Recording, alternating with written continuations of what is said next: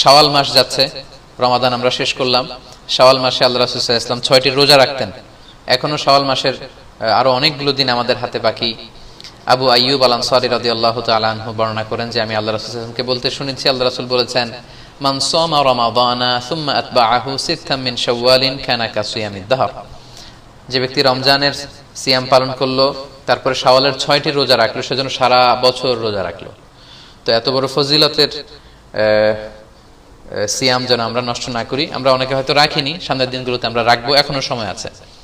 এই শাওয়ালের রোজা আপনি একসাথে 6টা রাখতে পারেন, কিংবা ভেঙে ভেঙে আপনার সুবিধা মতো রাখতে পারেন। অনেক বোনদের রমাদানের কিছু রোজা ভাঙ্গা থাকে, ফলে ওনারা কি করবেন, আগে রমাদানের রোজা রাখবেন নাকি শাওয়ালের? এক্ষেত্রে বিশুদ্ধ মত হচ্ছে আগে রমাদানের রোজা রাখবেন, কারণ হাদিসের এক্সপ্রেশন হচ্ছে এমন যে রমাদানের রোজা রাখলো তারপরে শাওয়ালের 6 রোজা, সে যেন সারা বছর